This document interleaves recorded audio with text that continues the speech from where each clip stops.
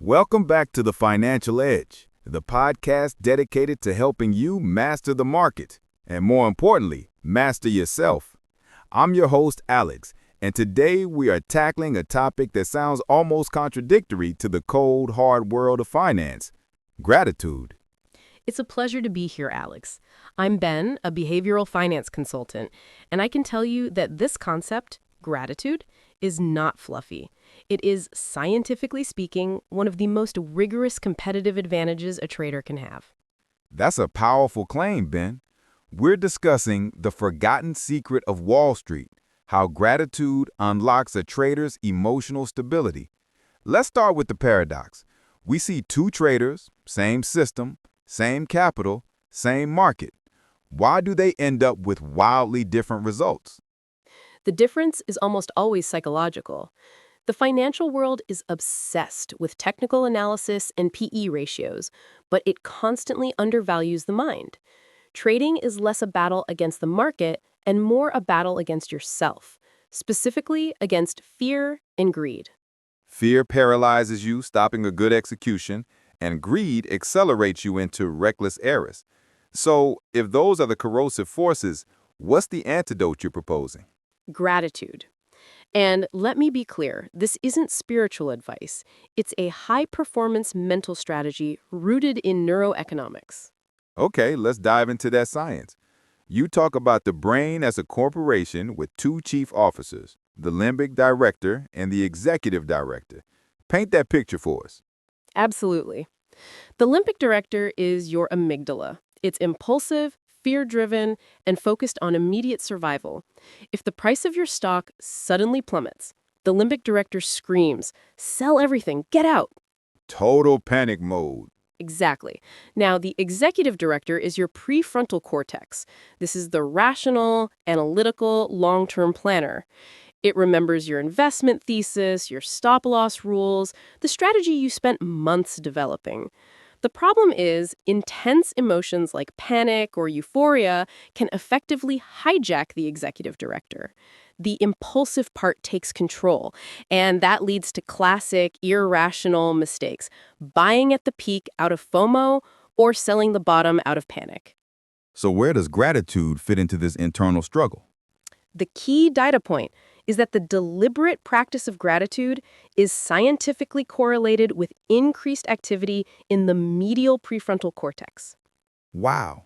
So gratitude literally strengthens the rational, patient executive director. That's the takeaway. You are giving more power to the part of your brain responsible for emotional regulation and sound judgment. It's mental conditioning. That directly addresses loss aversion, which is one of the most destructive biases. We know that the pain of a loss is felt about 2.5 times more intensely than the pleasure of an equivalent gain. That's why we cling to losing positions. It's a psychological anchor. You desperately hope it returns to your entry price because accepting the loss is too painful. Gratitude shifts your frame of reference. Instead of obsessively focusing on the 2% of capital you just lost on one trade, you deliberately focus on the 98% you still possess and the future opportunities that capital still affords you.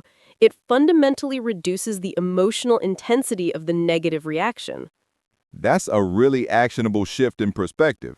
So let's move from losses to the other side of the coin, winning. How can gratitude tame the euphoria and overconfidence that come after a big winning streak? This is perhaps where gratitude is most vital.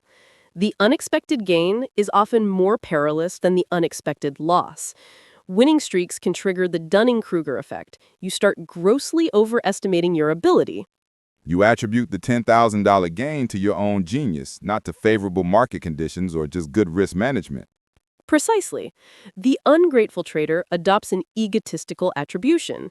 Gains happen because of my intelligence. Losses are the market's fault. Gratitude acts as a handbrake.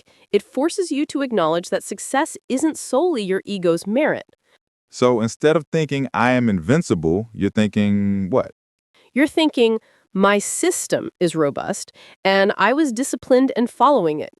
You shift the focus from I to the process. You should be grateful for the system that worked, the market that provided liquidity, and the discipline that made you respect your risk limit. That distinction is the difference between long-term success and blowing up your account later. I love the idea of the grateful pause rule you mentioned in the source material. Can you elaborate? Yes, after a streak of maybe 3 consecutive winning trades, you must take a mandatory, say, 30-minute pause. Use that time to write down what you are grateful for about your system and why you are stopping now. This prevents the high emotional anchoring that often leads people to over-risk capital trying to match their best day ever. That makes sense.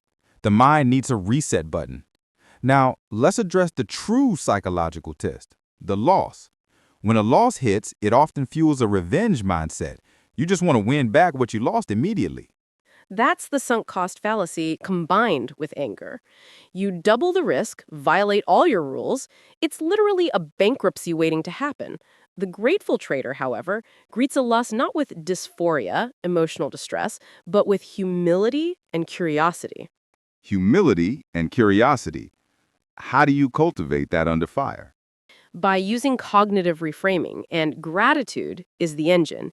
Instead of labeling the loss as a failure, you consciously relabel it as the cost of tuition. So the $1,000 loss isn't a loss.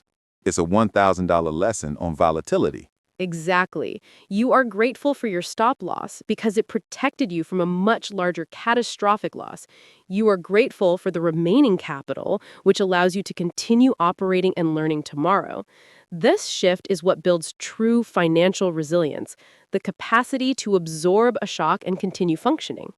That all ties back to risk management, which is technical on paper, but 100% psychological in practice. You can have the best rules, but fear or greed causes you to violate them.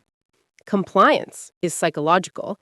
And the grateful trader is grateful for more than just money. They appreciate time, the hours invested in learning, failing, and picking yourself up. They appreciate opportunity, the access to global markets that was unthinkable decades ago. A careless trade is not just a loss of money, it's a disrespect for the time and mental health invested. It elevates your professionalism. That turns the trader into a grateful custodian of their resources. Precisely. And that's why incorporating gratitude into your trading journal is so crucial. Don't just log the P and L. Log the grateful question. What did I learn today that will protect me tomorrow? Give us a practical example of a journal entry. Sure. Instead of lost $500 on Euro USD, the grateful trader writes, I am grateful for recognizing the excessive volatility in Euro USD after the non-farm payrolls data, which correctly led me to reduce my position size by half before the market went wild. Fantastic. So as we wrap up, what's the one major lesson here about the trader's identity? It's simple. Your identity is not defined by your last trade. The ungrateful trader is a genius one day and an idiot the next.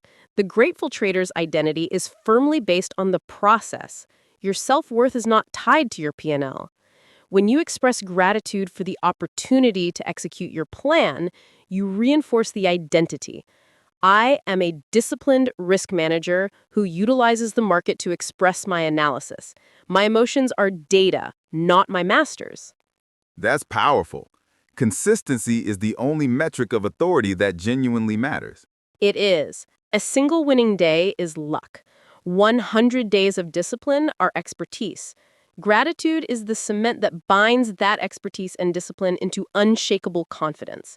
It allows you to be patient when the market demands patience, and bold when opportunity requires it, all without being driven by fear or crippled by greed. Ben, this has been an incredibly insightful conversation. Thank you for shining a light on this often overlooked secret. My pleasure, Alex. I hope listeners implement one of those tips today.